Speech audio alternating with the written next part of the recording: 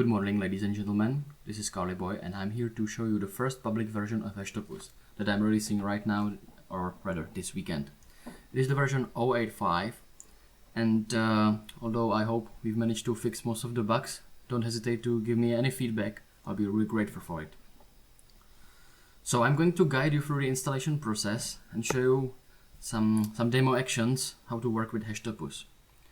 What you need is a web server running PHP interpreter and MySQL server. So let's first unpack the package.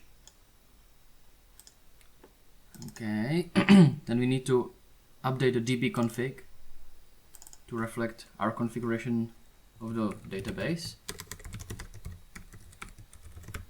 So I've created a demo user HTTP.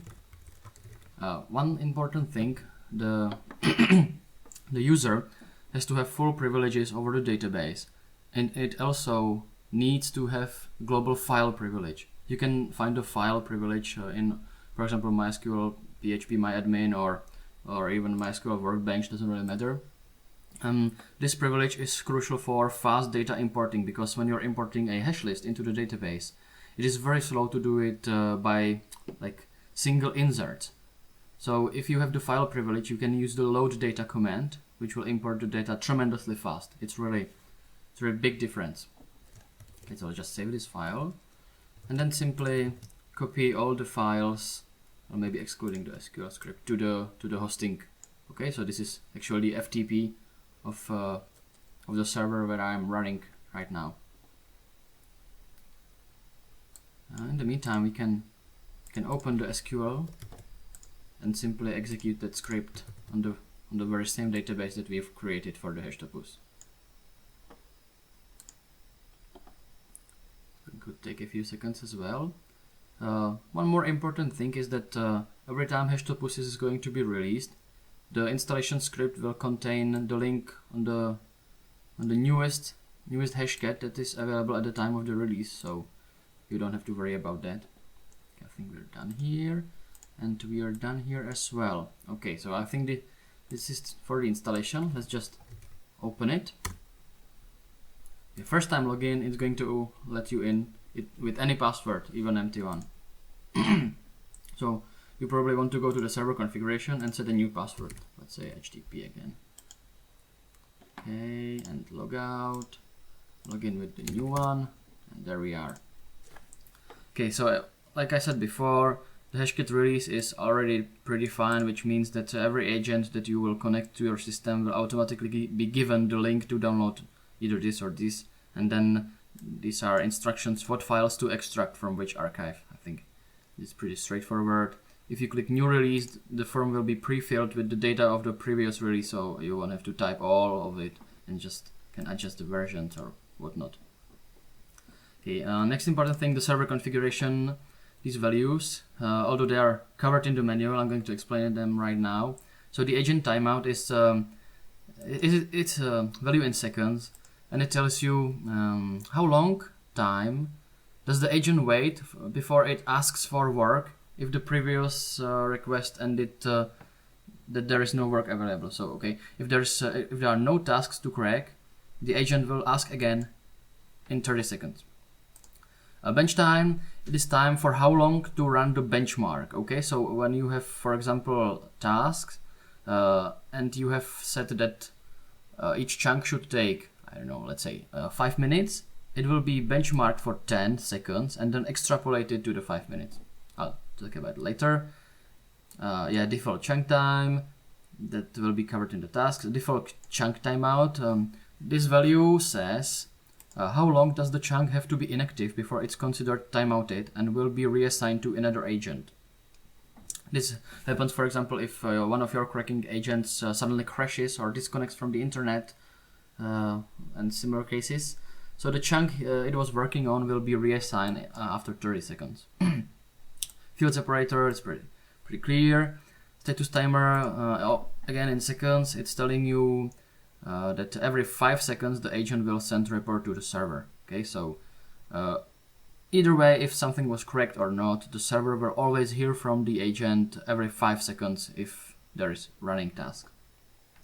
and the time format tells you in which format you see time and date in this admin. So okay, if I click Hashcat releases, you can see that it reflects the very same format that we've seen there. Okay, so next thing you want to probably do is deploy some agent. Okay, you can see that we have no agents whatsoever. So let's click the agent deployer. Let's create some voucher. Every time you refresh this page, there will be some pre-generated data, but you can enter your own text. For example, new voucher, doesn't really matter. Yeah, I hope it's short enough. Yeah. Okay, and this voucher can be used for one agent registration. So let's just download the exe right now. Okay, I'm going to simply put it into HTTP demo folder. To create a new folder, and right there. Okay, single exe we've downloaded, and it's worth mentioning that although it is written in Visual C#, .NET, it's running under .NET 2.0, but it's fully binary compatible with Linux. In fact, most of my testers were running Linux, so it's pretty well tuned for that. And the differences are again covered in the manual, so it's really worth reading. So I just execute it, and yeah, let's enter the registration voucher. So it's new voucher, and there we go. Okay, and you see it's already downloading Hashcat, because obviously the version of the GPU driver is higher than the required one. Okay, 60% already. I'm going to show you what happens when the download finishes. Basically, it will unpack the 7-zip archive based on the instructions that are given in the releases. Yeah, you can see it's already unpacking. So in the meantime, let's put some data into our environment. So I've prepared some example data. So okay, I have one word list, one rule set, and a set of example MD5 hashes. And the thing is that I'm going to create in my FTP a new folder. I'm going to call it import, and simply put all the data in there, because I could upload them one at a time using HTTP upload, but maybe some of them are too big for it, or the server is misconfigured, and this is really the easiest way to do it. So let's click into global files. Obviously none there, so I'm going to import the rule and the word list. Okay, there we go. And then I'm going to create a new hash list, which, as the name suggests, is the list of hashes. So let's call it demo MD5. Hash type 0. This is the same number that you would give to Hashcat with the -m parameter. It is a text file, yes, and it will be imported. Yeah, that's the last file that's there. Yeah, they're unsalted, so not checking it here. Create. Okay, it imported 598 hashes. 0 errors. Took 0 seconds. It's really fast. The very important thing is that you need to have the file pre-sorted. Well, not really if there are only a few hashes, but if you have huge hash files like thousands, hundreds of thousands or more, it's really crucial that the hash file importing is pre-sorted, because creating indexes in MySQL is really slow otherwise. It's really technological limit that I can't influence, so take care and be really keep that in mind. Okay, so now I can click hash list. I can see some of its properties. Obviously 0 hash is cracked, uncracked. Yeah, there we go, you can see them all. Pretty straightforward filtering. So let's create a... No, actually I'm going to show you one more feature, the preconf tasks. Because what I've found out working with people around cracking hashes is that most of them execute the very same types of tasks against all of their acquired hash list. So it's a good thing to create pre-configured tasks, and then you can simply create or assign them to new hash lists, and you don't have to, you know, create all the parameters, command lines for Hashcat and stuff like that again. So I'm going to create 2 tasks. First will be brute force 6. Let's have a look at it. Yeah, as a pre-configured task. So it's free, then comes the hash list, and then simply mask.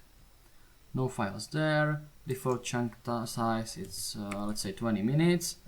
So this number again it tells you to how big chunks will the key space be like sliced. Okay, so every chunk given to an agent should take approximately 1200 seconds. Okay, so we've created one. Let's create another one.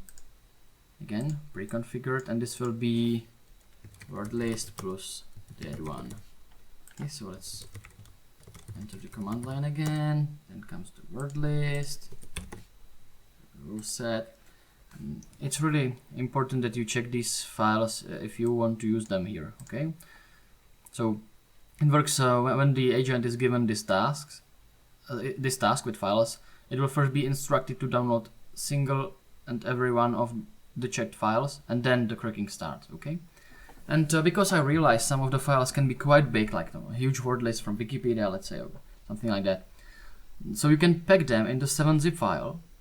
So the ending here would be .7z, and you can use them there, but in the command line you will use the inner file names. Okay, the real file names that are inside the archive, and it works in the way that the agent will download the 7-zip archive, but prior to executing the task it will unpack it. Okay, so in the task command line you use the inner file name, the real file names inside the archive, but here you assign the archives.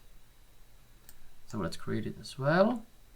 Okay, so there are two pre-configured tasks, and then I simply go to the hash list and I select all the tasks I want to create for this hash list, and voila, now we're in the real tasks, and we can see that both were recreated for the hash list 1, as you can see from the file name.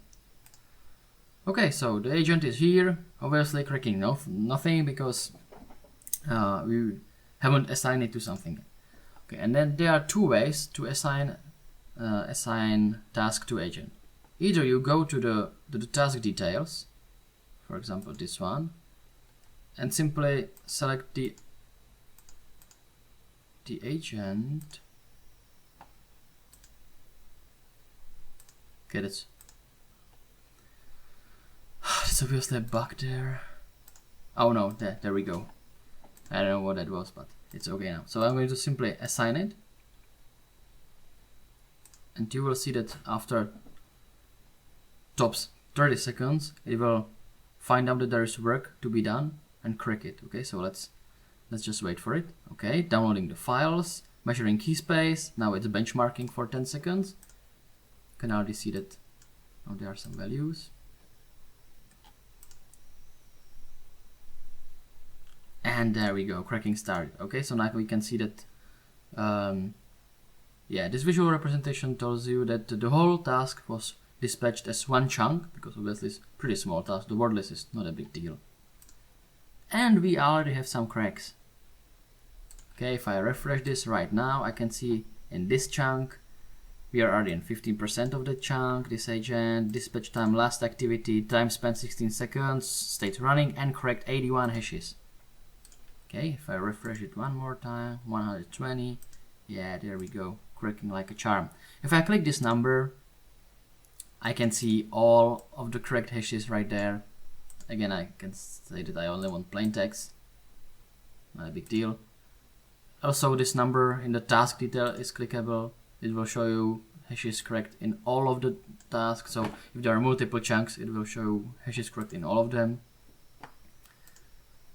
Okay. And let's say I give this another task, the brute force, a priority, let's say the number 10, it really doesn't matter. Okay, and you will see that as soon as the agent finishes cracking this one, it will automatically go to the next tasks with the highest priority. Okay, so in this case it's this one, so obviously it will finish the current chunk because there would be lost work if it doesn't, but right on it will move to the next task. This graph is a visual representation. You can see we are almost done. So I'm just going to show you the window of the agent to show how quick the reassignment will be. Okay, and it's benchmarking the inner task. And after 10 seconds of benchmarking, it will start cracking. Obviously, if I had more agents to show you, you would see all of them, and they will be automatically assigned to a task with priority higher than 0. Okay, so you have two ways of working with Hashtopus. Either the sort of manual mode, where you keep all of the priorities to 0 and manually assign the agents to the task, or you can prioritize your task and just let the agents crack it in the order from the highest priority to the lowest one. So that's about all from the standard features, and I'm going to show you two more pretty interesting ones. First is the Superhashlist feature, because obviously you might have multiple hash lists, and probably a lot of them will be of the same hash type.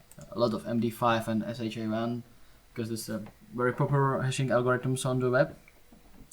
And it will be a waste of time to crack each hash list alone. So the Superhashlist feature, if I click new, I am given all hash lists, and I can select the ones with the same hash type, and it will create sort of a virtual shortcut hash list called the Superhashlist. And you can use the Superhashlist in task as if it was a normal hash list. Okay, so you'll be cracking all of the hashes at once, even though they might be duplicates, doesn't matter. It will crack all the hashes at once and then return the results to the original hash list. Okay, so you will still be able to track how many hashes of each hash list were cracked. You will still be able to see them. So it's really a feature worth mentioning because it will save your time. And another interesting feature is the secret feature. Okay, so for example, if I mark the dead1.rule as a secret file, it will only be given to agents that are marked as trusted. Okay, so if I click here and untrust the agent, the lock icon is gone. If I use that file in a task, it won't be given to this agent. Actually, in fact, the agent won't even see the task, and will act as there's nothing to crack. And the same goes for hashlist. I can mark this hashlist as a secret, and then it won't be given to agent that is untrusted. Obviously now we are already cracking it, it won't stop. But as soon as it would finish this current chunk, it will then say that there is nothing more to crack. Okay, so if you have multiple agents in your system, lots of them, and some of them are like your local area network agents, you trust them, this is some of your huge cracking rigs, and some of them are only friends with powerful GPUs, you probably don't want to give them your precious pod file created word list or something like that. You can keep it as a secret, and only trusted agents will be given those data. Yeah, in the agent details, you simply click agents and then click on the name. You can see some extensive details, all chunks that were distributed to an agent. If there were errors, they would be seen here as well. And you are given a couple of options. For example, the extra parameters is worth mentioning. That's the field that you can enter extra command line parameters that will be given to Hashcat in every crack. So you can do, for example, days or disable temperature checking, whatever you find that is needed only for this agent to be executed or added to the command line. It'll wait. This only works for Windows, unfortunately, but I suspect in Linux rigs you won't need this feature. But it actually tells you how many seconds does the agent system need to be inactive, like user activity wise, before the cracking starts. So it sort of acts like a screensaver. Okay, so you can enter, for example, 120 like for 2 minutes, and then I would have to not move my mouse or press any key for 2 minutes before the cracking would start. But it will download the necessary files beforehand, so when the time passes and I'm going to be inactive for this period of time, it will start cracking like right now. Okay, so